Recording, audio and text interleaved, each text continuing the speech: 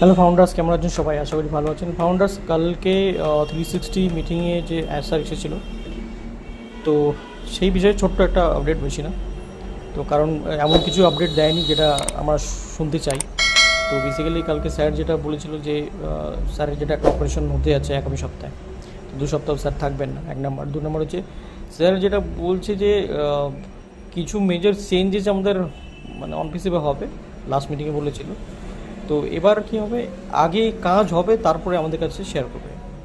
এখন কি যত বিভিন্ন মিটিংয়ে বড় বড় অনেক কিছু শেয়ার করেছে, তারপরে ওটা নিয়ে অনেক কিছু নেগেটিভ মার্কেটে কমেন্ট হয়েছে, তারপরে কিছু ইস্যু আসছে, হ্যাঁ না? তো এই জন্য স্যার বলছি কি, এখন থেকে যা ব্যাকহ্যান্ডে যেটা হচ্ছে, এত বড় কিছু যেটা হচ্ছে বা অনেক কিছু আরও হচ্ছে, সেটা আমরা আগে কমপ্লিট করে তারপরে আমাদের সামনে শেয়ার করবে। ওকে, যাতে কোনো এই প্রবলেমগুলো ফেস হয়, একটু ইস্যুগুলো, সেই ইস্যুগুলো যাতে না আসে। তো এইসব নিয়ে কালকে বেসিক্যালি আলোচনা করেছিল। আর সবাই মানে যখন কিছু ডেলিভার হবে আগামী দিনে, যখন কিছু নতুন তথ্য দিবে আমাদেরকে, তো আমরা শুনে অনেকটাই খুশি হব। তো এরকমভাবেই স্যার ডেলিভার করেছিল। তো বেসিক্যালি এগুলো নিয়ে আলোচনা হয়েছিল, নতুন কিছু আপডেট দেয়নি। তো আগামী স্যারের অপারেশন আছে, ছোট্ট একটা মেজর, সেই অপারেশনের জন্য 2 সপ্তাহ থাকবে না।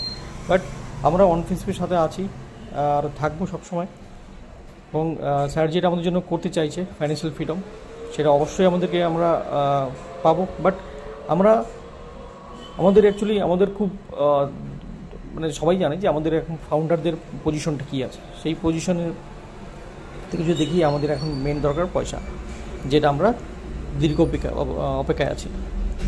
তো স্যারের কথা হিসেবে আমরা সেরকম তো কোনো হিন্টস পাইনি, তবু আমরা আশা করবো যে স্যারের যাতে খুব তাড়াতাড়ি অপারেশন হয়ে সুস্থ হয়ে ফিরে আসে, এবং আমাদের যে পেন্ডিং পেমেন্টগুলো আছে বা যে ভেরিফাই আরও কী কী আসে, সেগুলো যাতে খুব দ্রুত সম্পূর্ণ হয়, সেই দিকে আমরা নজর রাখবো।